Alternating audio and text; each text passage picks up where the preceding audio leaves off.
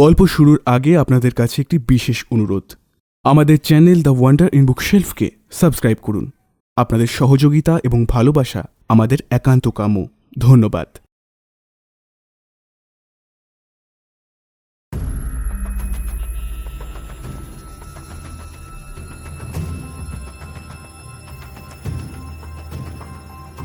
গল্পের দেশে আপনাদের নিয়ে যেতে আমরা আবার তৈরি। বিচিত্র এই দেশ রোমাঞ্চ এবং রহস্যে ভরা। সাহিত্যের এক বিপুল সম্ভার নিয়ে আমাদের বিশেষ প্রয়াস দ্য ওয়ান্ডার ইন বুকশেলফ। থাকবে বাংলা ও বিশ্ব সাহিত্যের ঝুলি থেকে বাছাই করা কিছু গল্প। আর আমাদের আজকের গল্প প্রিয়নাথ মুখোপাধ্যায়ের লেখা দারোগা প্রিয়নাথের গল্প নীলে কয়লা। আজকের গল্পে দারোগা প্রিয়নাথের চরিত্রে শুভ, অন্যান্য চরিত্রে সমৃদ্ধি, গল্পের আর্ট ওয়ার্কে রূপ, স্ক্রিপ্টিংয়ে নার্গিস লায়লা এবং সমগ্র পরিচালনায় আমি সমৃদ্ধি ও শুভ। শুরু হচ্ছে আজকের গল্প দারোগা প্রিয়নাথের গল্প নীলে কয়লা।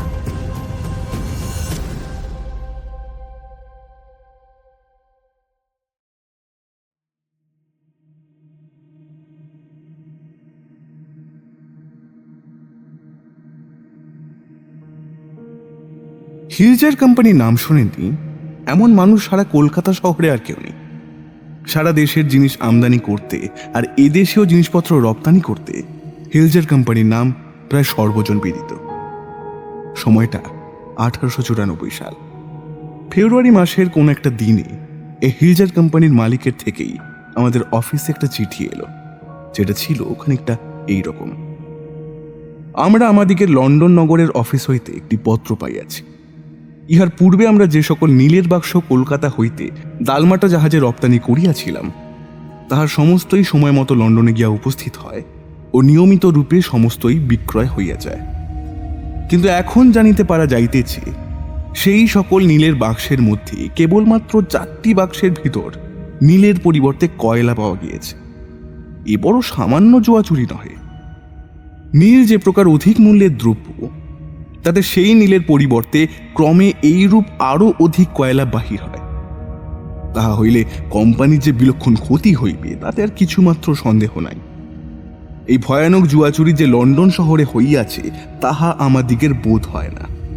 আমাদিগের বিবেচনায় উহা কলকাতাতেই হইবার সম্ভাবনা 99%। এই নিমিত্ত অনুরোধ যে কোনো এক উপযুক্ত এবং বিশ্বাসী কর্মচারীর হস্তে এই মোকদ্দমার অনুসন্ধানের ভার যেন অর্পিত হয়।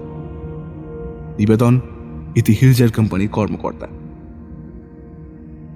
অনেক বাজ বিচার আর আলাপ আলোচনার পর হেড অফিস থেকে আমারই হাতে এই কেসের ভার দেওয়া হলো। হিলজার কোম্পানির অফিসে গিয়ে জানতে পারলাম সব প্রথমে বাক্সবন্দি নীল পাইকারি দরে কেনা হয়, আর তারপর সেটা কোম্পানির গুদামে মজুত করে রাখা হয়।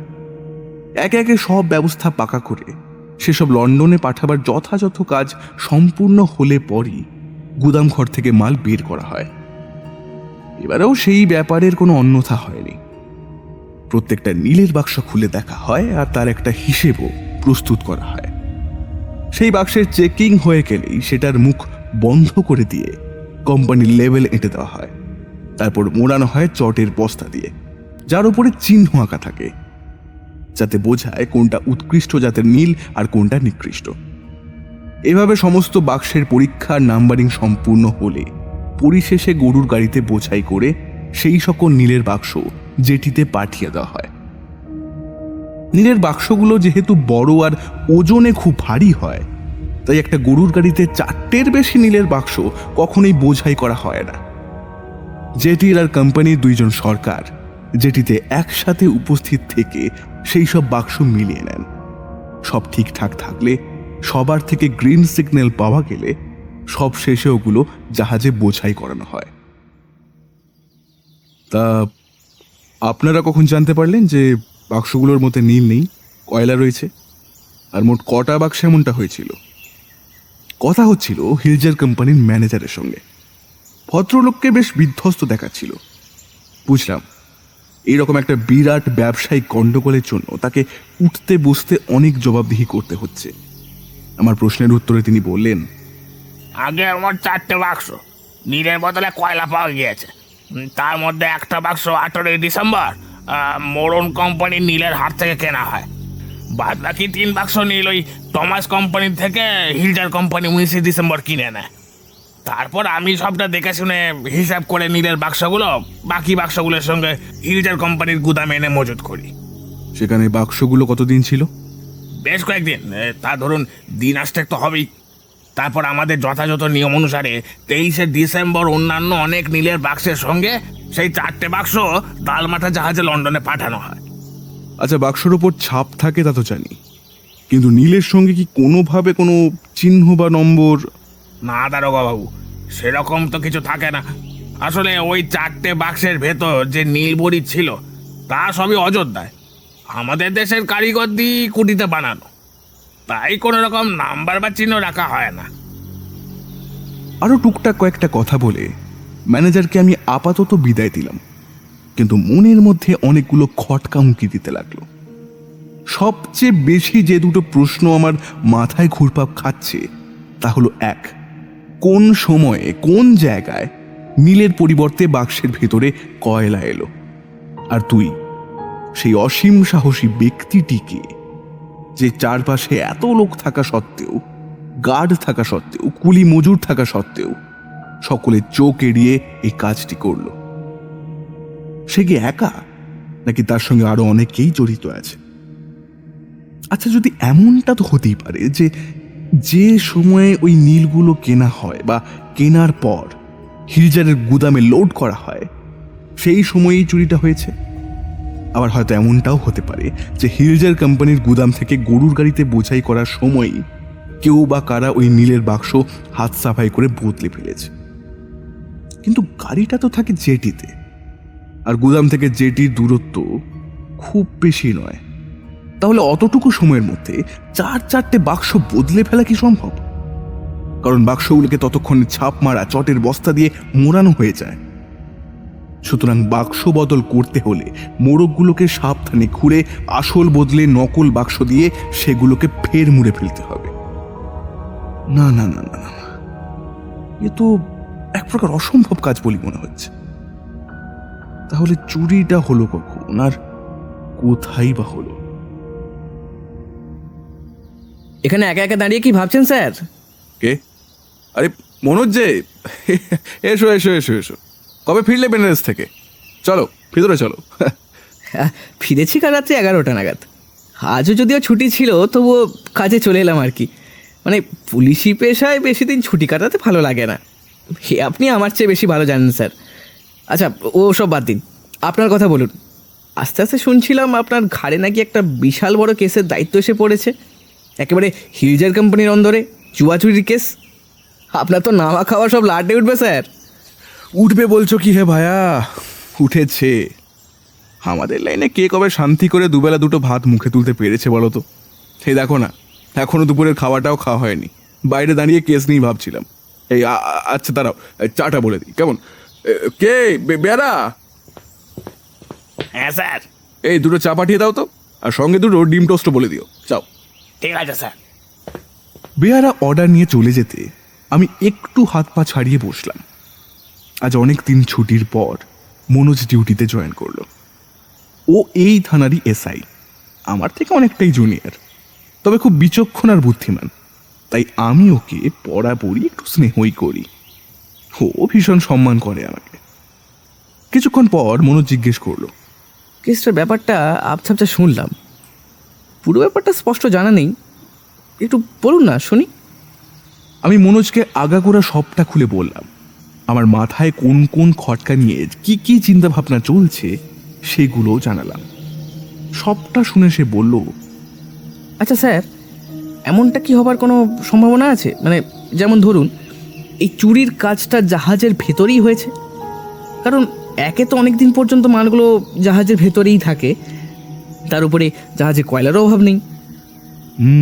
হতেই পারে, কিন্তু এক্ষেত্রে তাহলে জাহাজের উচ্চ কর্মচারী থেকে শুরু করে সামান্য খালাসি পর্যন্ত সবাইকেই এই ষড়যন্ত্রে সামিল থাকতে হবে।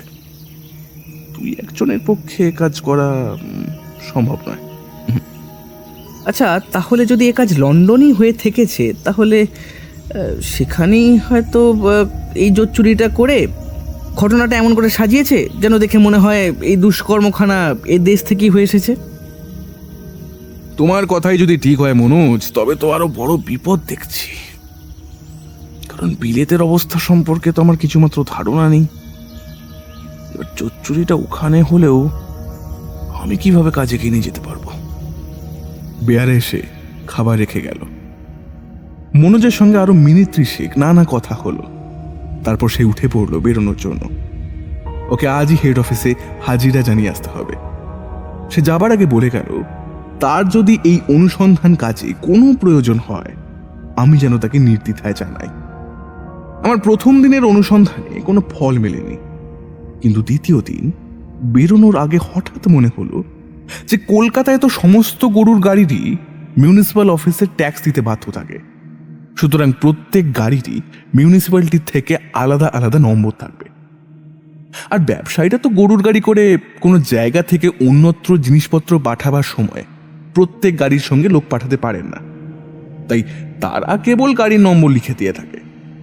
কারওয়ানদের উপর বিশ্বাস করেই কাজগুলো করে দিয়ে থাকে। এখন যদি কোনোভাবে জানতে পারি যে ওই দিন কোন কোন নম্বরের গরুর গাড়িতে সেই সব জিনিস যেটিতে পাঠানো হয়েছিল, তাহলে হয়তো সেই গাড়ির গাড়োয়ানদের খুঁজে বের করতে কোনো অসুবিধা হবে না। আর তারপর তাদের থেকে কোনো কথা বের করা গেলে হয়তো কেসের জটটা খুলে যাবে। এই ভেবে দ্রুত পায়ে রওনা হলাম ওই হিলজার কোম্পানির অফিসের দিকে। গিয়ে জানতে পারলাম যেই সব গাড়ি করে বোঝাই মাল যেটিতে তোলা হয় সেই সব গাড়ির নম্বর লিখে রাখার আলাদা একটা খাতা রয়েছে, এবং নম্বরের সঙ্গে এও লেখা থাকে যে মালগুলো কখন কোথায় রাখা হবে। প্রত্যেকটা বিবরণে 2টি করে কপি লেখা হয়, একটি থাকে অফিসে, আরেকটি গাড়োয়ানদের হাতে দেওয়া হয়। সব শুনে মনে একটা আশা জাগলো, কিন্তু হায়, খাতাটা হাতে পেতেই সব আশা দূর হলো। দেখলাম সেই খাতায় যা যা লিখে রাখার নিয়ম তার কিছুই লেখা নেই। সমস্ত পৃষ্ঠাই একদম সাদা। আমার মনে যে একটু আশার সামান্য উদয় হয়েছিল তাও এখন মাটি হলো। হিলজার কোম্পানির যে কর্মচারীর হাতে সেই কাজের ভার ছিল, কাজে ফাঁকির জন্য তাকে অজস্র তিরস্কার করে সেখান থেকে চলে এলাম।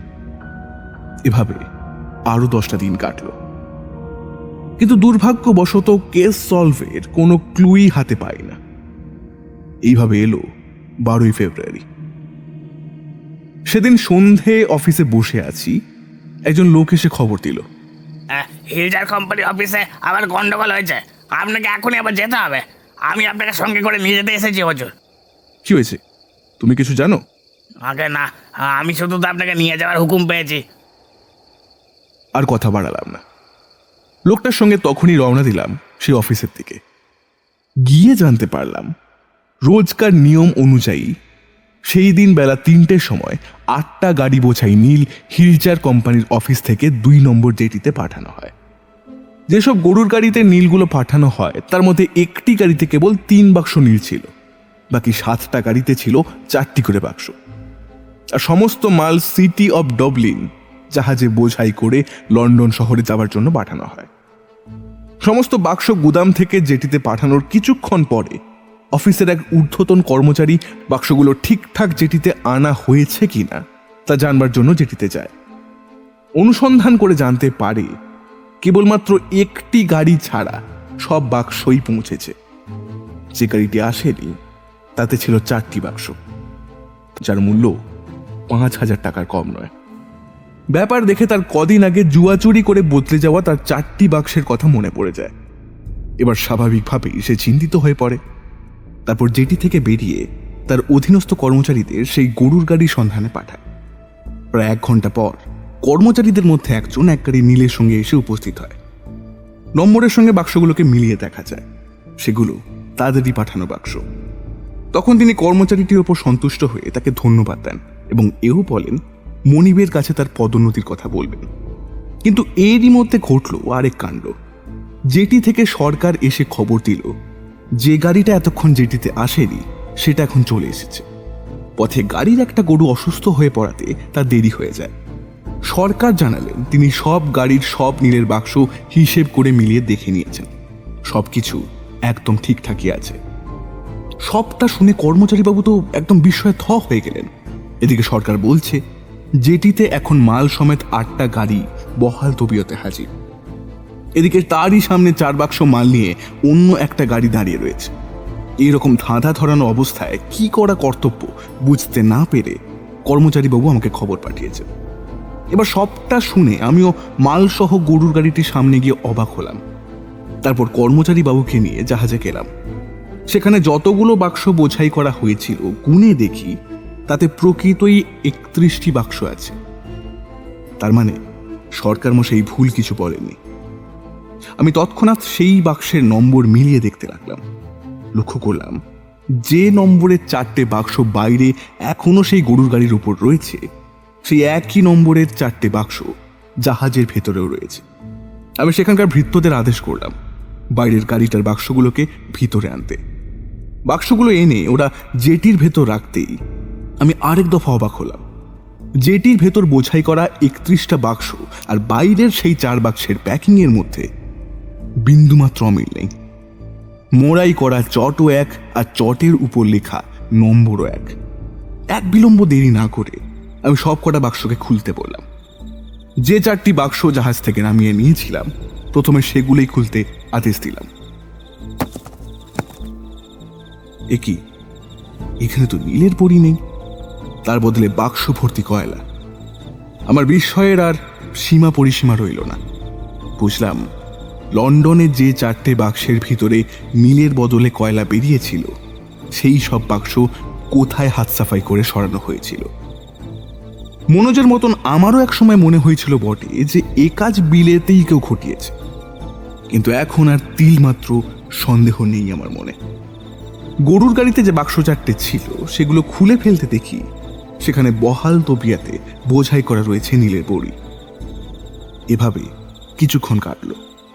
এবারে জিজ্ঞাসাবাদের জন্য ডেকে পাঠালাম সেই গাড়োয়ানকে, যার গাড়িতে 4 বাক্স নীল পাওয়া গিয়েছিল।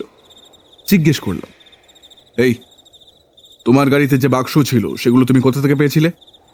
আমি তো আমার গাড়ি নিয়ে কয়লা ঘাটের কাছ দিয়ে যাচ্ছিলুম, সেই সময় একজন বাবু আমাকে ডাকলেন। এবার আমি গাড়ি ফিরে কাছে যেতেই তিনি জিজ্ঞেস করলেন। বাক্সগুলো কোথায় ছিল? আগে কয়লা ঘাটের কাছেই পড়েছিল। তা বাক্স 4টে কোথায় যাবে জানতে চাওনি তার কাছে? চেয়েছিলুম। বাক্সগুলো যাচ্ছিল ওই তেরহাটি বাজারে। তেরোহেটি বাজারে? ওখানে কার দোকানে? তা তো তিনি আমাকে স্পষ্ট করে বলেননি, কেবল বলেছিলেন ওই তেরহাটি বাজারে যেখানেই মাল যাবে তা তিনি নিজেই আমাকে দেখিয়ে দেবেন, আর সেই জন্যই তিনি আমার গাড়ির সঙ্গে সঙ্গে যাবেন আর কি। যে কুলিটা তোমার গাড়িতে মাল তুলে দিচ্ছিল তুমি কি তাকে চেনো? আগে না বাবু। এখন দেখতে পেলে চিনতে পারবে? আর সেই লোকটার চেহারা কি মনে আছে তোমার? মানে প্রয়োজনে তাকেও কিন্তু তোমাকে শনাক্ত করতে হতে পারে।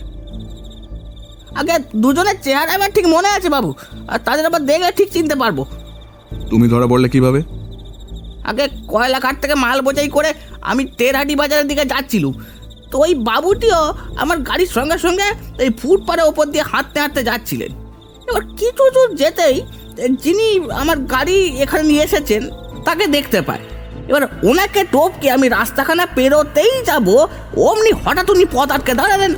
তারপর আমার কাছে এসে জিজ্ঞেস করলেন, এই মালগুলো কোথায় নিয়ে যাচ্ছ? আগে ওই তেরহাটি বাজারে যাচ্ছি। তুমি মিথ্যা বলছো, এই চোরাই মাল নিয়ে যাচ্ছ তুমি। এগুলো হিলজার কোম্পানির ছাপ মারা মালপত্র, এগুলো তুমি লুট করছো। এবার লোকটির কথা শুনে আমি তো অবাক হয়ে গেলুম। তিনি কিছুতেই আমার কথা বিশ্বাস করতে চান না। এবার এত তর্কাতর্কি করার মাঝে আমি ভুলিয়ে গিয়েছিলাম যে যিনি আমাকে এই কাজের নির্দেশ দিয়েছেন তিনি তো আমার সঙ্গেই যাচ্ছেন, সুতরাং তিনিই বলতে পারেন আমি সত্যি নাকি মিথ্যে। এবার ব্যাপারটা খেয়াল হতেই আশেপাশে দেখিয়ে লোকটাকে খুঁজতে গিয়ে দেখি সেখানে আর কেউ নেই। কখন বেমালুম ব্যাপারটা হয়ে গেছে। এবার ঘূর্ণা করেও টের পাইনি যে কি করে কি হলো। তারপর আর কি, আমার গাড়ি আর মালের সাথে কোম্পানির অফিসে নিয়ে এসে হাজির করানো হলো। এবার আমি খামোকা অজানা একটা লোকের জন্য এখানে ফেসে গেলুম। আমি তো কিছু জানিনি ওরকম। ওই লোকটা দেখতে কেমন ছিল? বয়স আন্দাজ কত? দেখতে সুন্দর, ওই বয়স 25-এর মতো হবে। ওই মুখে অল্প অল্প গোপ ছিল, কিন্তু দাড়ি ছিল নি। তো ওই লোকটা লম্বা ছিল না, আবার বেটেও না, মানে চেহারা বেশ ভালোই বলিষ্ঠ মতো ছিল। পরনে কি ছিল? ওই ধুতি আর গায়ে একখানা সাদা কামিজ, আর হ্যাঁ হ্যাঁ, একখানা কমলা রঙের র্যাপারও গায়ে জড়ানো ছিল। র্যাপার এরকম?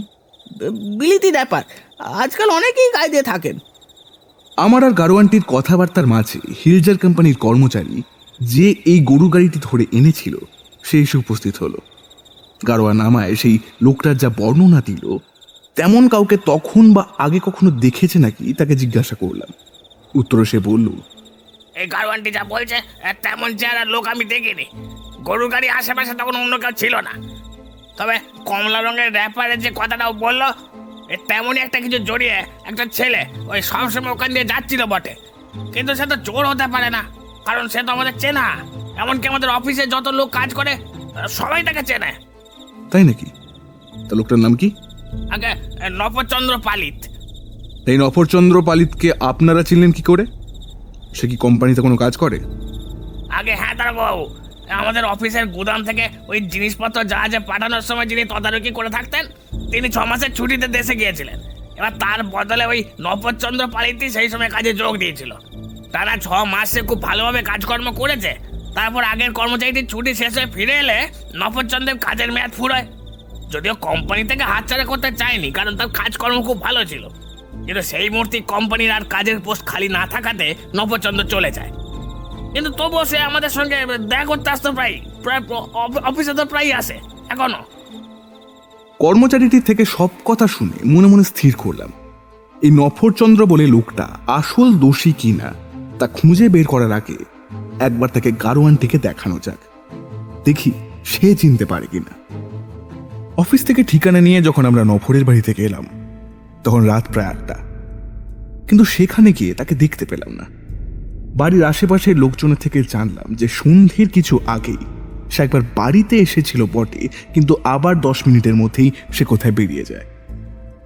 এবার কোথায় গিয়েছে বা যেতে পারে তা কেউ বলতে পারল না। মনে মনে ভাবলাম এইসব কাজ নফরেরই নয় তো।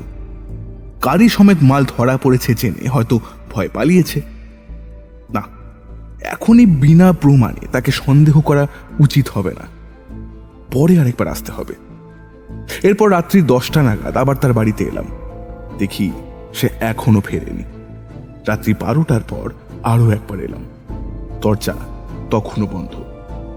পরদিন এসেও তাকে পেলাম না। এবার নফরের ওপর সন্দেহ আমার উত্তরোত্তর বাড়তে লাগলো। শহরের নানা স্থানে তাকে খোঁজ করতে শুরু করলাম, কিন্তু কোথাও তাকে পেলাম না। এইভাবে একটা একটা করে দিন কাটলো, তবু নফরের টিকিটির অবধি দেখা নেই। অবশেষে ঠিক করলাম তার দেশের বাড়ির ঠিকানাতেই একবার হানা দেওয়া যাক। হিলজার কোম্পানির অফিস থেকেই নফরের বাড়ির ঠিকানা জোগাড় করা হয়েছিল। নফরচন্দ্র পালিতের আদি বাসস্থান বাঁকুড়া জেলার সোনামুখী থানার সোনাটিকোল গ্রামে। সব বন্দোবস্ত পাকা করে অবশেষে রওনা দিলাম বাঁকুড়ার উদ্দেশ্যে। আমার সঙ্গে ছিল একজন আরদালি আর নফরের পরিচিত হিলজার কোম্পানির এক কর্মচারী, তার শনাক্তকরণের জন্য। সেখানে পৌঁছেই প্রথমেই বাঁকুড়ার উচ্চতম পুলিশ কর্মচারীর আদেশ জোগাড় করলাম। তারপর বিকেল 3টে নাগাদ সোনামুখী থানার উদ্দেশ্যে যাত্রা করলাম। বাঁকুড়া থেকে সোনামুখী থানা প্রায় 26 মাইল। একে একে খাসাবুল, রতনপুর, কুলবোনা, রাজারবাগান, মারখা, বনকাটা, বেলেতোর, চাঁদরা, জামবাঁধা, বৃন্দাবনপুর, মথুরাডাঙ্গা প্রভৃতি সব গ্রাম পেরিয়ে পরদিন সকাল 8টায় আমাদের গন্তব্য থানায় উপস্থিত হলাম। থানা দারোগাবাবু সেই সময় থানাতেই ছিলেন। আমার সব কথা শুনে ও যে জন্য এসেছি তা জানতে পেরে একজন কনস্টেবলকে আমার সাহায্যের জন্য সঙ্গে দিলেন। স্নান খাওয়া সেরে আমরা বেরিয়ে পড়লাম। 10 মাইল পথ যাবার পর সন্ধে নেমে এলো। খোঁজ নিয়ে জানলাম যে এই জায়গাটার নাম কৃষ্ণনগর। এখান থেকে সোনাটিকোল গ্রাম প্রায় 1.5 ক্রোশ, পৌঁছাতে রাত হয়ে যাবে। কিন্তু রাতে যাত্রা করা ঠিক হবে না স্থির করে সে রাতটা কৃষ্ণনগর গ্রামেই কাটালাম। পরদিন সকালে আবার যাত্রা শুরু করে যথাসময়ে সেই গ্রামে পৌঁছালাম। নফরচন্দ্র পালিতের পিতা মহেশচন্দ্র পালিতের বাড়িটা ঘিরে ফেললাম চারপাশ থেকে। বাড়ির ভেতর মাত্র 3টে ঘর। সব ঘরই ভালো করে খোঁজা হলো, কিন্তু নফরচন্দ্রের সন্ধান কোথাও পাওয়া গেল না। এমনকি তার বাবাকেও জিজ্ঞাসাবাদ করে কোনো ফলই হলো না। তিনি আমাদের কিছু জানাতেই পারলেন না। সেই 3টে ঘরের মধ্যে 2খানা নফরচন্দ্রের বাবা মহেশচন্দ্র পালিতের, অপর ঘরটা মহেশচন্দ্রের ভাই অম্বিকাচরণ পালিতের। আমরা যখন সেখানে গেলাম, অম্বিকাচরণও তখন বাড়িতে ছিলেন না। তিনিও বা কোথায় গেছেন বা তার সন্তোষজনক উত্তর কেউই দিতে পারল না। এদিকে আমি পড়লাম অকুল পাথারে। এবারে তাহলে কি করব?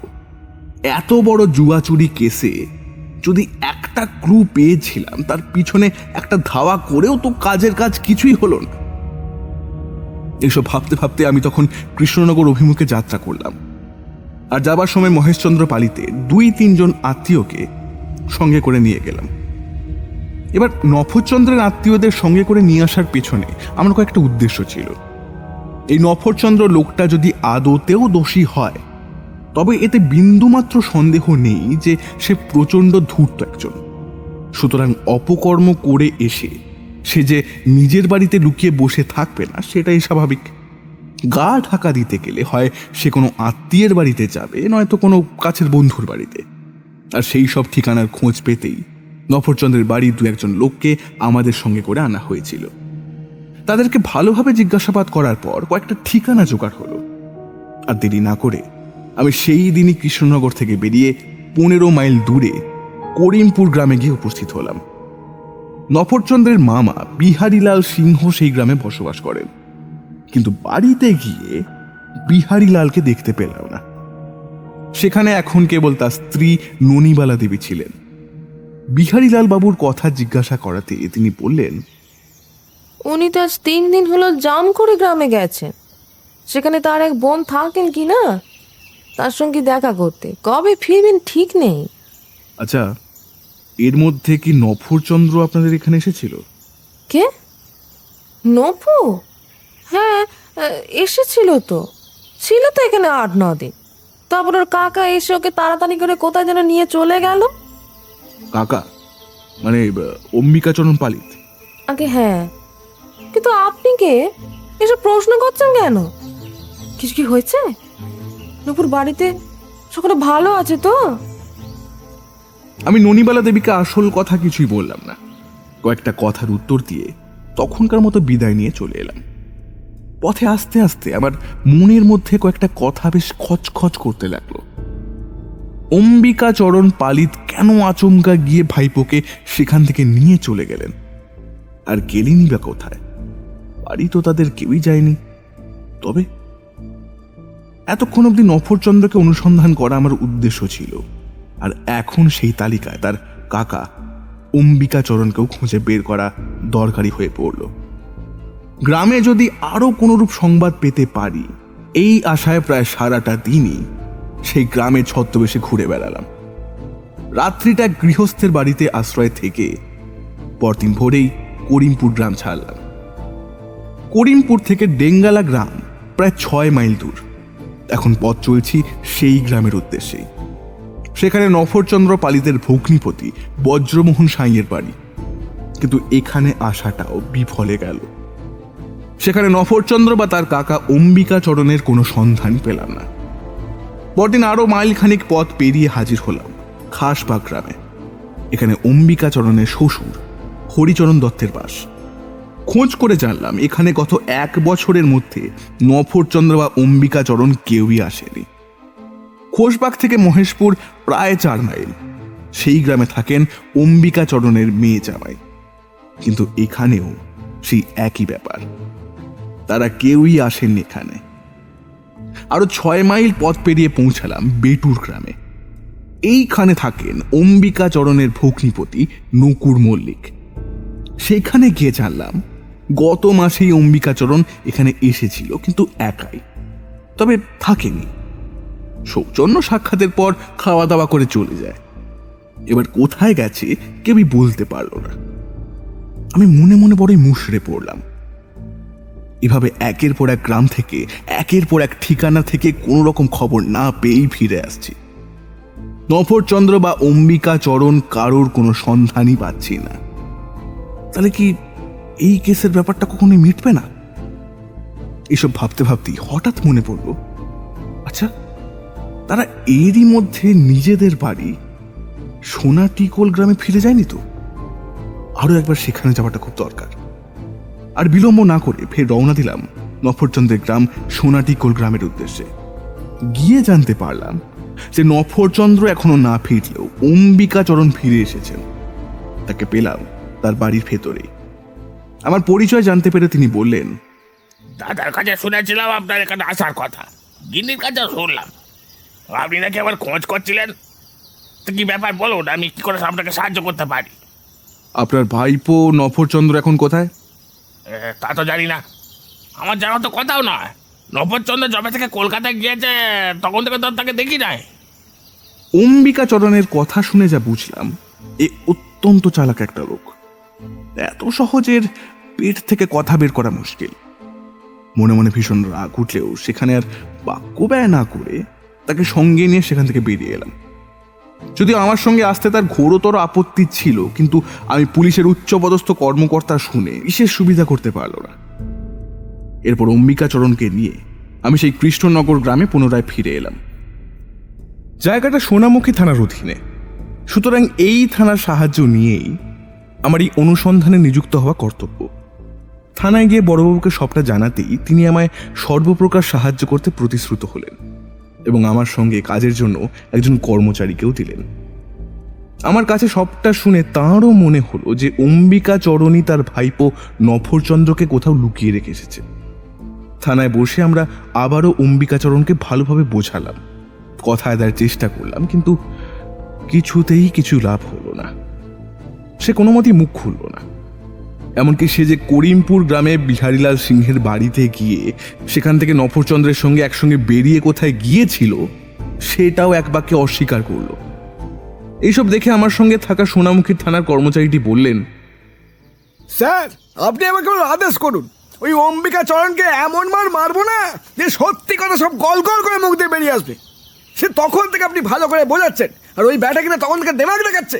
পিঠে কোনো পুলিশের 3rd ডিগ্রি পড়েনি তো, পড়লে বুঝতো পুলিশকে মিথ্যা কথা বলা আর সহজে নিজের গলা কাটা সেই একই ব্যাপার। আপনি আমার অনুমতি করুন স্যার। ছেলেটা ভুল কিছু বলেনি। যেসব দুষ্টু লোক ছলচাতুরির আশ্রয় নিয়ে সত্য গোপন করে তাদের পথে আনবার জন্য পুলিশকে কখনো কখনো এই পন্থা অবলম্বন করতে হয় বই কি। কিন্তু এতে যদি কোনো কারণে হিতে বিপরীত হয়, যদি অম্বিকাচরণের কিছু একটা হয়ে যায়, তাহলে নফরচন্দ্রকে কখনোই খুঁজে পাওয়া যাবে না। তাই 7-5 ভেবে আমি অন্য একটি ফোন বের করলাম। কর্মচারীটিকে বললাম, নকুল, এর ব্যবস্থা কি করে করতে হয় আমি খুব ভালো করেই জানি। আমার জনা কয়েক চৌকিদার প্রয়োজন। এখানে কয়েকজনকে পাওয়া যাবে? 8-10 জনকে তো অনায়াসই পেয়ে যাবে, তবে আরও যদি লোক লাগে আমি একটু সময় দিন, আমি লোক জোগাড় করে দিচ্ছি। বেশি লোক লাগবে না, ওই 8-10 জন হলেই আমার কাজ হয়ে যাবে। তবে হ্যাঁ, আসল যে জিনিসটা আমার প্রয়োজন সেটা হলো সেই লোকগুলোর বিশ্বাস।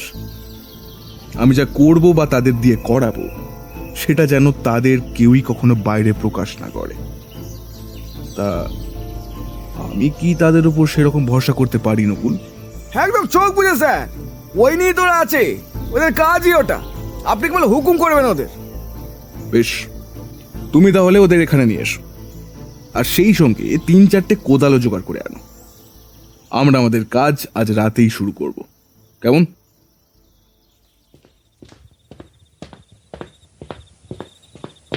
সবাই চলে এসছে স্যার, লোক রেডি। গোটা বাজে কোদালও নিয়ে এসছি। এবার বলুন স্যার আমাদের কি করতে হবে? আমার সঙ্গে এসো তোমরা। আর নকুল, আসার সময় সাথে করে অম্বিকাচরণকেও নিয়ে এসো। কিছুটা পথ পেরিয়ে আমরা সকলে গ্রামের লাগোয়া নদী তীরবর্তী একটি জায়গায় এসে পৌঁছালাম।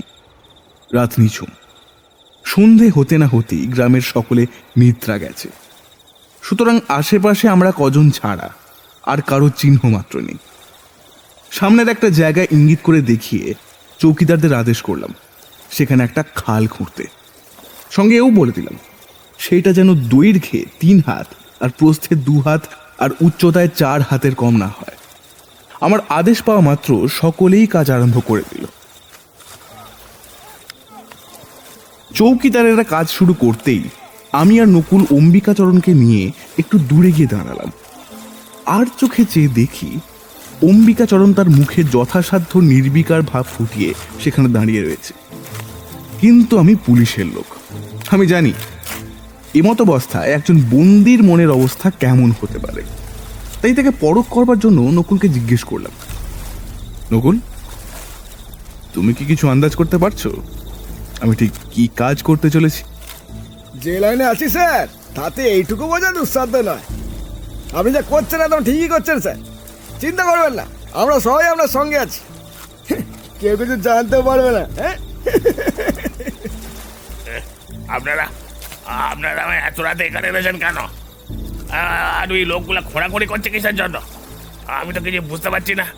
আমাকে অযথা গ্রাম থেকে তুলে নেয় এমন নাস্তানুবোধ করছেন কেন স্যার? পুলিশ অযথা কোনো কাজ করে না বাবা অম্বিকাচরণ। আর লোকগুলো কেন মাটি খুঁজছে আমি বলছি, ওরা তোমার কবর খুঁজছে শ্রীমান, কি বুঝলে? নকুলের কথা শোনা মাত্র অম্বিকাচরণের মুখ যেন ফ্যাকাশে হয়ে গেল। তবু যতটা সম্ভব গলার স্বর স্বাভাবিক রাখার চেষ্টা করে বলল, কি সব বাজে মস্করা করছেন? কথা নেই বার্তা নেই, একজন নিরপরাধীকে এরকম শাস্তি দিতে পারেন না আপনারা? পারেন না? কে অপরাধী আর কেই বা নির্দোষ তার প্রমাণ করার জন্য সরকার বাহাদুর থেকে আমরা মাইনে পাই। এখন তুমি যদি মনে করো নিজের পিতৃদত্ত প্রাণটা রক্ষা করবে, তাহলে এখনই বলো নফরচন্দ্রকে কোথায় লুকিয়ে রেখেছো, বলো। আমি আমি আমি মিথ্যা কথা বলছি না। আপনারা যখন আমার কথা বিশ্বাসই করছেন না, তখন আমি কি করতে পারি বলুন? আরে সত্যি নবচন্দ্রের সঙ্গে আমার কোনো দেহ সাক্ষাৎ হয়নি, আমি জানি না ও কোথায় আছে। হুজুর, আপনি যেমনটা বলেছিলেন সেইভাবেই ঘোরা হয়ে গেছে। চৌকিদারের কথা শুনে আমি এবার অম্বিকাচরণের দিকে তাকালাম। তার মুখের ভাব এখনো কঠিন। এরপর আর কথা চলে না। চৌকিদারদের আদেশ করলাম অম্বিকাচরণকে নিয়ে সেই খাতের মধ্যে নিয়ে যেতে। তার আগে তার হাত দুটো শক্ত করে বেঁধে দেওয়ার কথা বলতেও ভুললাম না। আমার আদেশ মতন অম্বিকাচরণকে একেবারে নিয়ে গিয়ে সেই খাতের ভেতর দাঁড় করানো হলো। আমি এবার বললাম, দেখো অম্বিকাচরণ, এখনো যদি তুমি সত্যি কথা বলো তবে তোমার বাঁচবার আশা আছে, নয়তো কিন্তু আজ তুমি এখান থেকে ফিরবে না। আমি আমি আগেও যা বলেছি এখনো তাই বলবো। নবচন্দ্র কোথায় আমি জানি না, সত্যি জানি না। আমিও আমার গো ছাড়লাম না। এই জল শেষ অবধি কত দূর গড়ায় সেটা দেখা যায়। এই ভেবে চৌকিদারদের আদেশ দিলাম, ওকে খাতের মধ্যে শুয়ে দাও, তারপর ভালোভাবে মাটি ভরাট করো ওর উপর, আর দেখবে যেন এতটুকু ফাঁক না থাকে। নকুল, তুমি হাত লাগাও। এবারে তোকে দেখাচ্ছি, অনেক চালিয়েছিস, পুলিশের সঙ্গে ফালতুবাজি, এবারে বুঝবি বাঁচা। নকুল অম্বিকাচরণকে মাটির ভেতর একেবারে ধাক্কা মেরে শুয়ে দিল। পরক্ষণেই সকল চৌকিদারেরা মিলে তার চারপাশে মাটি ফেলতে শুরু করে দিল। তোমার এখনো কিছু বলার নেই? অম্বিকাচরণ তাও কোনো উত্তর দিল না। এদিকে চারিদিক থেকে মাটি পড়তে পড়তে ক্রমে অম্বিকাচরণের কোমর পর্যন্ত ভরাট হয়ে গেল। কেন বাপের দেওয়া প্রাণটা হাতে চাও বাবু? দোষটা স্বীকার করি তো একটা চুকে যায়। এমন ঠেটা লোক জীবনে দেখিনি স্যার, সত্যি বলছি। মাটি ক্রমে ভরাট হতে হতে ধীরে ধীরে অম্বিকাচরণের বুক, তারপর গলা অবধি ঠেকে গেল। হঠাৎ অম্বিকাচরণ বলল, আপনারা কি সত্যি সত্যি আমার জ্যান্ত খবর দেবেন নাকি? এতক্ষণ পরে এখন কি তোমার সেই কথা মনে হলো? এত পরিশ্রম করে মাটিকে আমি এমনি এমনি খোঁড়া হয়েছে নাকি? মাটি ক্রমেই ভরাট হচ্ছে। এবারে কেবল বাকি থাকলো অম্বিকাচরণের মাথাটুকু। তাতে ওর মুখের ভাব যেটুকু চোখে পড়লো তাতে বুঝলাম লোকটা অবশেষে ভেঙেছে। কাঁপা কাঁপা গলায় বলল, মাটি বেলা থামান স্যার, মাটি বেলা থামান। আগে আগে আমার কয়েকটা কথা শুনুন, তারপর যা ভালো মনে করবেন। তাকে এই থামো তোমরা। অম্বিকাচরণ, আশা করি দেরিতে হলেও এতক্ষণে তোমার শুভ বুদ্ধির উদয় হলো। বলো বলো কি বলতে চাও? আমার সঙ্গে চলুন, নবর যেখানে আছে আমি আপনাদের সেই জায়গা দেখিয়ে দেবো। তোমার এই প্রস্তাবে রাজি হওয়া সম্ভব নয়। যদি তোমার প্রাণে বাঁচবার ইচ্ছে থাকে তাহলে নফরচন্দ্র কোথায় আছে বলে দাও, আমি নিজ আগে সেখানে গিয়ে দেখি তোমার কথা সত্যি কিনা। যদি সত্যি হয় তাহলে ফিরে এসে তোমায় ছেড়ে দেবো, আর যদি মিথ্যে হয় তাহলে কি করবো নতুন করে আর বলছি না। আমি পালাবো না, সত্যি বলছি আমি পালাবো না। আপনারা এতজন আছেন, আপনাদের মধ্যে কি করে পালাবো? আমি আমার ভাইপোকে যেখানে রেখে এসেছি সেই জায়গা কেবলমাত্র আমি চিনি, আর কেউ জানে না। তোমায় শেষ একটা সুযোগ দিয়েছিলাম, কিন্তু তুমি এবারেও মিথ্যে বললে। তোমার ওপর আর আমার কিছুমাত্র দয়া বাকি রইল না। এই তোমরা আবার মাটি ফেলো, এবার আর মুখটা ঢাকা পড়া না অব্দি থামবে না। যাও। না না থামুন, শুনুন। তোমরা থেমো না, কাজটা চালিয়ে যাও। আমায় বাঁচান, আমি মিথ্যে কথা বলবো না। আমার ভাগ্যে যা থাকুক আমি সব সত্যি বলছি। আমাকে দয়া করে মারবেন না, জ্যান্ত মারবেন না, বাঁচান। ততক্ষণে অম্বিকাচরণ প্রায় পুরোটাই মাটিতে ঢাকা পড়ে গেছে, কেবল তার নাকের ছিদ্র দুটো বেরিয়েছিল। তার কথা শুনে আমি চৌকিদার একজনকে বললাম, এই নিচে নেমে ওর মুখ থেকে মাটিটা সরিয়ে দাও। শেষবারের মতো দেখি কি বলতে চাইছে। কথা মতো কাজ হলো। মুখ থেকে মাটির আবরণ সরাতেই অম্বিকাচরণের রক্তশূন্য ফ্যাকাশে মুখটা চোখে পড়ল। আমি সেদিন ওয়াডি গ্রামের বিহারীলাল সিং এর বাড়িতে গিয়েছিলাম। নবচন্দ্রের সাথে আমার সাক্ষাৎ হয়। তারপর সেখান থেকে আমি তাকে গোসাইপুর গ্রামে মাধবচন্দ্র পালিতের বাড়িতে রেখে এসেছি। আপনি কি দেখুন, যদি তাকে না পান তাহলে আমাকে শাস্তি দেবেন। বিনা বাক্যবে মাথা পেতে নেব, কিন্তু দয়া করে আমাকে আর মাটির ভেতরে রাখবেন না।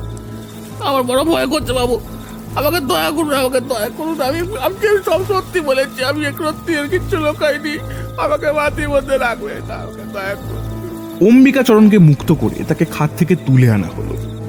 এতক্ষণ পর আমার এবারে বিশ্বাস হলো যে সে আর মিথ্যে বলছে না। তাই আর দেরি না করে আমি তৎক্ষণাৎ তাকে নিয়ে বেরিয়ে পড়লাম। আমাদের যাত্রা যখন শুরু হলো তখন প্রায় ভোর হয়ে এসেছে। সারাটা দিন দুপুর বিকেল পার করে আমরা যখন গোসাইপুর গ্রামে এসে উপস্থিত হলাম তখন বাজে সন্ধ্যে 7টা। সেখানে গিয়ে জানতে পারলাম যে মাধবচন্দ্র পালিত আজ কয়েকদিন হলো কর্মসূত্রে কোথায় গেছে, কিন্তু তার বাড়িতে একজন আগন্তুক অতিথি হিসেবে রয়েছেন আজ 5-6 দিন। আমাদের বুঝতে অসুবিধা হলো না যে সেই হচ্ছে নফরচন্দ্র পালিত। কিন্তু সেই সময় মাধবচন্দ্রের বাড়িতে একটা বিয়ের নিমন্ত্রণ উপস্থিত হওয়ায় সেটা রক্ষার্থে নফরচন্দ্রকে বসন্তপুর গ্রামে হারাধন মণ্ডল নামে এক ব্যক্তির বাড়িতে রেখে আসা হয়েছে। অগত্যা আরো 6 মাইল পথ পাড়ি দিয়ে হারাধন মণ্ডলের বাড়ি গিয়ে আমরা হাজির হলাম। সেই বাড়ির দোতলায় একটা ঘরের ভিতর গিয়ে দেখলাম নফরচন্দ্র সেখানে একা বসে রয়েছে। এতদিন ধরে এত পরিশ্রম করে আমি যে ব্যক্তিকে খুঁজছিলাম আজ অবশেষে তাকে হাতের কাছে পেয়ে সকলের কষ্ট যেন সার্থক হলো। আমাদের সবাইকে একসঙ্গে এভাবে ঘরে হানা দিতে দেখে নফরচন্দ্র এবারে অবাক হয়ে গেল। আর তার চেয়েও বেশি আশ্চর্য হলো অম্বিকাচরণকে আমাদের সঙ্গে দেখে। কিন্তু মুখে কিছু না বলে আমাদের সাথেই বাড়ি থেকে বের হয়ে এলো। আপনি এনাদের সঙ্গে এখানে এভাবে? অম্বিকাচরণ কিভাবে আমাদের হাতে পড়লেন তা পরে তুমি ঠিক জানতে পারবে, কিন্তু তার আগে আমার 2-4টে প্রশ্নের জবাব দাও। আশা করি কোন রকম ছলচাতুরি করার বৃথা চেষ্টা করবে না। দেখো নবচন্দ্র, তুমি এদের সত্যিটা বলে দাও। আর যাই হোক, এদের কাছে মিথ্যে বলো না। এর চেয়ে বেশি নিষ্ঠুর ভয়ানক লোক জগতে আছে কিনা আমার সন্দেহ আছে। মিথ্যা বলেছ কি ইনি অবলীলায় তোমার প্রাণ হরণ করবেন। আমি তোমার জন্য মিথ্যে বলতে গিয়ে নিজের বাপ মায়ের দেওয়া প্রাণটা হারাতে বসেছিলাম। তাই তোমার অদৃষ্টে যা থাকে থাকুক, তুমি আর যাই করে মিথ্যা কথা বলো না। কাকা, আপনি যখন বলছেন আমি আর মিথ্যে কথা বলবো না। আপনার মতন এক কথার মানুষের যখন দেওয়ালের পেট ঠিকে গেছে তখন বুঝতে হবে আর কোনো অভিসন্ধিতে ফল মিলবে না। স্যার, যা জানতে চান বলুন, আমি সব কিছুর উত্তর দেব। তুমি কলকাতা ছেড়ে এখানে এসে গা ঢাকা দিয়েছো কেন? একটা কাজ করতে গিয়ে দেখলাম সমস্ত কানে প্রকাশ হয়ে পড়েছে। ধরা পড়ার ভয় হলো, সেখানে থাকলে পাছে ধরা পড়ি, তাই পালিয়ে সেখানে উঠলাম। তুমি কি করে জানলে তোমার কাজ প্রকাশ হয়ে পড়েছে? আমি যে গাড়ির সঙ্গে যাচ্ছিলাম কিছুক্ষণ পর দেখি সেই গাড়ির হিলচার কোম্পানির লোকের দ্বারা থিত হলো। তখন বুঝে গেলাম আমাদের অভিসন্ধি বিফলে গেছে। তা ভেবেছিলাম এখানে পালিয়ে এসে বাঁচবো, কিন্তু আর পারলাম না। এরপর আর বিলম্ব না করে সকলকে সঙ্গে নিয়ে সেখান থেকে চলে এলাম। ক্রমে প্রায় 16 মাইল পথ অতিক্রম করে রাত 11টার সময় কৃষ্ণনগর গ্রামে ফিরে এলাম। পথে আস্তে আস্তে নানা প্রকার কথোপকথন সূত্রে এই ঘটনার আগাগোড়া বৃত্তান্ত সম্পর্কে নফরচন্দ্রকে জিজ্ঞেস করলাম। সে উত্তর দিল, সত্যই বলল। অতঃপর কৃষ্ণনগরে ফিরে এসে আমি সেই সব লিখে নিলাম। পরদিন নফরচন্দ্রকে নিয়ে বিষ্ণুপুরে ম্যাজিস্ট্রেট সাহেবের কাছে যেতে হবে এই মনে করে আমি রাতটা কোনোভাবে কাটিয়ে দিলাম। পরদিন প্রায় 16 মাইল পথ অতিক্রম করে আমরা বিষ্ণুপুর গ্রামে গিয়ে হাজির হলেও দুর্ভাগ্যবশত ম্যাজিস্ট্রেট সাহেবকে সেখানে পেলাম না। সেই সময় তিনি মফস্বলে কাছারি করছিলেন। জানতে পারলাম এখন তিনি সোনামুখী গ্রামে আছেন। বিষ্ণুপুর থেকে সোনামুখী গ্রাম প্রায় 18 মাইল। অগত্যা পুনরায় আমরা সেখানে গেলাম। সেখানে গিয়ে ডেপুটি ম্যাজিস্ট্রেটের সঙ্গে সাক্ষাৎ হলো। এবার নফরচন্দ্র আমার কাছে যা যা স্বীকার করেছিল তার কাছেও সেই সব কিছুই পড়ল, যা ছিল কিছুটা এই রকম। আমার নাম নফরচন্দ্র পালিত। আমি বহুদিন ধরে কলকাতায় থাকছি। কোনো না কোনো অফিসে সরকারি কাজ করে জীবিকা নির্বাহ করে থাকি। আজ থেকে বহুদিন আগের কথা। হিলজার কোম্পানির গুদাম ঘরে স্থায়ী সরকার মশাই কিছুদিনের জন্য ছুটিতে থাকাতে সেই জায়গায় আমি কাজে নিযুক্ত হলাম। নীল বা অন্যান্য জিনিসপত্র যাই বিলেতে রপ্তানি হতো সেসব গুদাম থেকে বের করে জেটিতে পাঠানোটা আমার কাজ ছিল। বাক্সগুলো গুদাম থেকে বের করে আনার পর প্রথমে সেই সব বাক্স খোলা হতো এবং সকল দ্রব্যের গুণাগুণ মিলিয়ে দেখে পরিশেষে বাক্সগুলি বন্ধ করে দেওয়া হতো। এবার বাক্স বন্ধ করাটাও একটা উত্তম উপায় ছিল। চট দিয়ে ভালো করে বাঁধাই ছাঁদাই করে তার উপর কোম্পানির সিলমোহর ছাপা হতো।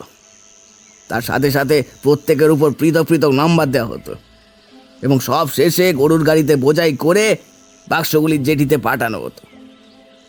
আমাদের অফিসের কার্যপ্রণালী ছিল কিছুটা ওই রকম। এইভাবে আমি সেখানে কিছু মাস কাজ করলাম। তারপর একদিন পুরনো সরকার মশাই ফিরে এলে সেই সঙ্গে আমার চাকরিটা শেষ হলো। এইভাবে আমি সেখানে কিছু মাস কাজ করলাম। তারপর একদিন পুরনো সরকার মশাই ফিরে এলে সেই সঙ্গে আমার চাকরিটাও শেষ হলো। চাকরি শেষ হওয়ার পর অনেকদিন পর্যন্ত বেকার অবস্থায় বসে রইলাম। কোনোভাবেই নতুন চাকরি জোগাড় করে উঠতে পারলাম না। ক্রমে পকেটে টান পড়তে লাগলো। একসময় প্রায় ফতুরি হয়ে গেলাম বলা চলে। কোন উপায় অবলম্বন করলে কিছু অর্থের সংগ্রহ করতে পারবো। একদিন বসে বসে সেসবই ভাবছি, এমন সময় আমার মনে প্রথমেই দুর্বুদ্ধিটা এলো। তারপর সেই নিয়েই ভাবতে ভাবতে ক্রমেই মাথাতে অনেক বড় আর দারুণ পরিকল্পনা তৈরি হয়ে গেল। এবার যেই ভাবা সেই কাজ, দেরি না করে কাজে নেমে পড়লাম। প্রথমেই ঠিক করলাম কয়লার দোকান করব। তাই নিমতলার একখানা ঘর ভাড়া করলাম। অবশিষ্ট যেটুকু পুঁজি ছিল তা দিয়ে কয়লা কিনে সেখানে মজুত করলাম। যদিও এটা ছিল লোক দেখানো। হিলজার কোম্পানি কি করে বাক্স করে নীলের বডি বিলেতে পাঠায় তা আমি খুব ভালো করেই জানতাম। আর আরও জানতাম একটা গরুর গাড়িতে 4 বাক্সের বেশি নীল বোঝাই হয় না। সুতরাং সেই ধরনের 4টে খালি বাক্স কিনে এনে সেগুলো আমার দোকানে নিয়ে গিয়ে তাতে খুব ভালো করে কয়লা বোঝাই করলাম। এমনকি বাক্সগুলো যেভাবে চট দিয়ে আদ্যপান্ত মোড়া থাকে ঠিক একইভাবে আমিও বাক্সগুলোকে মুড়ে ফেললাম। এরপর মুরগি আটায় আরেকটা জায়গা ঠিক করে সেই বাক্সগুলো রেখে দিয়ে আসলাম। এভাবে বাক্স 4টে প্রস্তুত হবার পর প্রতিদিনই হিলজার কোম্পানির অফিসে গিয়ে দেখতাম তাদের অফিস থেকে জেটিতে নীলের চালান হয়েছে কিনা। প্রায় 15 দিন পর্যন্ত এরকম টানা নজরদারি চালালাম, কিন্তু কাজের কাজ কিছুই হলো না। এভাবে আরো কিছুদিন যেতে অবশেষে মাসের শেষ দিকে একদিন দেখি যে হিলজার কোম্পানির গুদাম ঘর থেকে নীলের বাক্স গরুর গাড়িতে বোঝাই হচ্ছে। এবার গাড়িগুলো বোঝাই হওয়া মাত্র গাড়োয়ানরা নিজের নিজের গাড়ি চালিয়ে জেটির দিকে গেল। আমি প্রথম গাড়িটাকে যেতে দিলাম, পাছে কেউ সন্দেহ না করে। দ্বিতীয় গাড়োয়ান যখন অফিস থেকে বেরিয়ে জেটির দিকে রওনা হলো, আমি দূর থেকে তার পেছন পেছন গেলাম।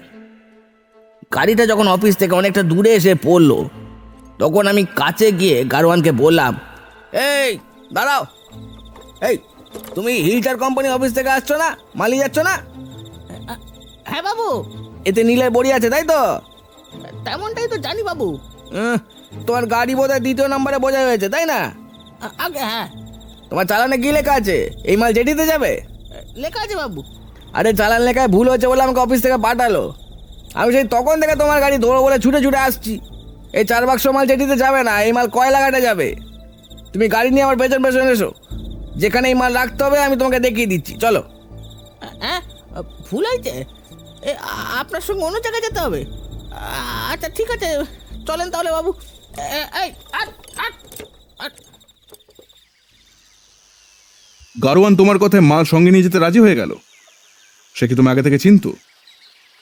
আগে হ্যাঁ, আমি যখন কোম্পানিতে কাজ করতাম সেই সময় ওই গারোয়ান আমায় অনেকবার দেখেছিল, তাই আমাকে সে কোম্পানির একজন কর্মচারী বলেই জানতো। পরে চাকরির মেয়াদ শেষ হওয়াতে আমি চলে গিয়েছি সে খবর জানা ছিল না, সেজন্য আমার কথা সে সহজেই বিশ্বাস করলো। তারপর আমার আদেশ মতো মালগুলো সমেত গাড়িটা নিয়ে আমার পেছন পেছন চলতে লাগলো। কিছুক্ষণ পরে আমরা কয়লাঘাটে এসে উপস্থিত হলাম। তাকে বাক্সগুলো নামাতে বললে সে আমার আদেশ মতো কাজ করলো। তারপর তার থেকে চালান খালা নিয়ে গাড়ির ভাড়া মিটিয়ে তাকে বিদায় দিলাম। এবার সেই বাক্স 4টের উপর যে নম্বর লেখা ছিল তার নম্বর আমি লিখে নিয়ে অতি সাবধানে সেখান থেকে চলে এলাম। নীলের বাক্সগুলো ওই কয়লাঘাটেই পড়ে রইল। তারপর মুরগিহাটায় যেই জায়গাটা আমি কয়লা বোঝাই করে বাক্স একটা রাখা ছিল, নম্বরগুলো গিয়ে তার উপর বসালাম। এবার আমি যেহেতু কোম্পানির পুরাতন কর্মচারী, তাই এসব নম্বর কীভাবে লেখে, কোন গাড়িতে লেখে সব কিছু জানা ছিল। সুতরাং কোনো রকম ভুল না করে হুবহু নকল করে ফেললাম। কাজ শেষ হতেই রাস্তা থেকে অন্য একটি গরুর গাড়ি ডেকে এনে তাতে সেই কয়লা বোঝাই বাক্স 4টে বোঝাই করে আগের যে গারোয়ানের থেকে 4 বাক্স নীলের চালান নিয়েছিলাম তাই নতুন গারোয়ানের হাতে দিয়ে বললাম এগুলোকে যেন অমুক জায়গায় অমুক চিঠিতে তুলে দেয়। এবার গারোয়ান আমার নির্দেশ পেয়ে বেরিয়ে পড়লো। আমি দূর থেকে তার পিছু নিলাম। যখন দেখি বিনা গোলযোগে তার গাড়ি জেটির ভেতর ঢুকে গেল, তখন আমি নিশ্চিন্ত মনে ওই কয়লাঘাটে ফিরে এলাম। এবার তেরাটি বাজারে আমি আগে থেকেই কয়েকটা দোকানদারকে ঠিক করে রেখেছিলাম। সরিয়ে ফেলা 4 বাক্স নীল গিয়ে ওদের চড়া দামে বেচলাম। হাতে কাঁচা টাকা পেয়ে তখন ধরাকে সরা জ্ঞান করেছি। এত বড় জুয়া চুরি বেমালুম করে ফেললাম, কেউ টের পেল না। উপরন্তু এত টাকা হাতে এলো, আমার অহংকার বড় বেড়ে গেল। যদিও অল্প দিনের মধ্যেই সেই সমস্ত টাকা বাজে খরচায় উড়িয়ে দিলাম। সুতরাং এরপর যা হয় তাই হলো। কিছুদিনের মধ্যে আবার সেই অর্থ কষ্টে পড়লাম। আবার আমার মাথায় সেই পুরনো ভাবনা এলো, এবারেও কিভাবে সে একই অপকাজ করে টাকা হাতানো যায়। যেই ভাবা সেই কাজ। আবার আমি এক গারোয়ানকে ঠকিয়ে সেটা বদলে 4 বাক্স ভর্তি কয়লা পাঠিয়ে দিলাম জেটিতে। পরে আমি কয়লাঘাট থেকে নীলের বাক্সগুলো যখন অন্য গাড়িতে বোঝাই করে তেরেটি বাজারে বিক্রি করার জন্য আসছি, তখন দেখি ও অফিসের একজন লোক সেই পথের মধ্যে এসে গোলমাল করছে। পুলিশের নির্দেশনামা সহ আসা যাওয়ার পথে গরুর গাড়িগুলো খুঁজে খুঁজে দেখছে। এবার আমার ভয় হলো, ভাবলাম এইবার হয়তো নির্ঘাত ধরা পড়ব। আমার আর বাজারে গিয়ে কয়লা বিক্রি করা হলো না, পালিয়ে গেলাম সেখান থেকে। এমনকি শেষটা এই শহরে থাকতে আর সাহস হলো না, লুকিয়ে চলে এলাম এখানে। বাড়ি গিয়ে একমাত্র কাকাকে কথাটা বলেছিলাম, তাই আমি কোথায় কোথায় গা ঢাকা দিচ্ছি উনি জানতেন। আপনারা বাড়িতে আমার খোঁজ করতে গিয়েছেন জেনে উনি আমাকে এখানে এসে তোলেন। তারপর সন্দেহ যাতে না বাড়ে তাই তিনি নিজের বাড়িতে চলে যান। কিন্তু হায়, এত কিছু করেও কিছু হলো না। ঠিক আপনি আমায় খুঁজে বের করলেন,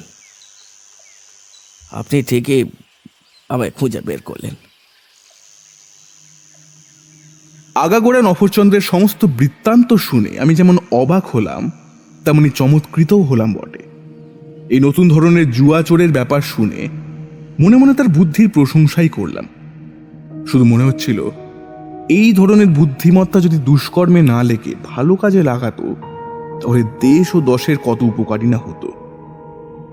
কিন্তু দুর্ভাগ্য, শিক্ষিত হয়েও একটা চাকরির অভাবে যুব সমাজের এভাবে উচ্ছন্নে যাওয়া আমাদের জন্য সাক্ষাৎ অভিশাপ বটে। নফরচন্দ্রকে এরপর আদালতে তোলা হলো। সে যা যা বলল ম্যাজিস্ট্রেট সাহেব তার সমস্ত লিখে নিয়ে আসামিকে আমাদের হাতে তুলে দিলেন। আমি 4 মার্চ তারিখে দুপুর 3টে নাগাদ সোনামুখী থেকে আসামি নফরচন্দ্র পালিতকে সঙ্গে নিয়ে 2 দিনের যাত্রাপথ পেরিয়ে কলকাতায় এসে পৌঁছালাম। কলকাতায় নফরচন্দ্রের বিচার হলো। সমস্ত কাগজপত্র আর সাক্ষী সাবুতদের বিচারে সে দোষী সাব্যস্ত হওয়ায় ইংরাজি 1894 সালের 3রা এপ্রিল তাকে 1.5 বছরের সশ্রম কারাদণ্ডের আদেশ শোনানো হলো এবং এমন একটি উচ্চ মামলা দ্রুত নিষ্পত্তি করে ফেলার পুরস্কার স্বরূপ আমাকে সরকার বাহাদুরের পক্ষ থেকে 200 মুদ্রা প্রদান করা হলো।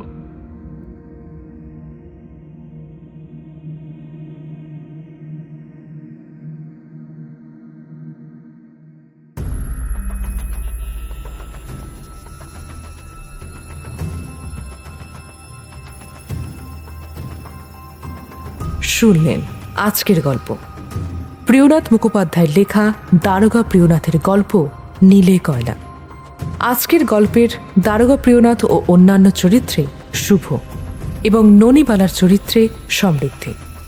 গল্পের আর্ট ওয়ার্কের রূপ, স্ক্রিপ্টিংয়ে নার্গিস লায়লা, ভিডিও এফেক্টস এবং স্পেশাল এডিটিংয়ে মলয়, সাউন্ড ডিজাইনে শুভ এবং সমগ্র পরিচালনায় সমৃদ্ধি ও শুভ।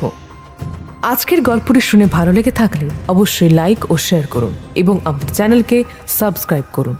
আপনাদের বিভিন্ন মতামত আপনারা কমেন্ট করেও আমাদের জানান।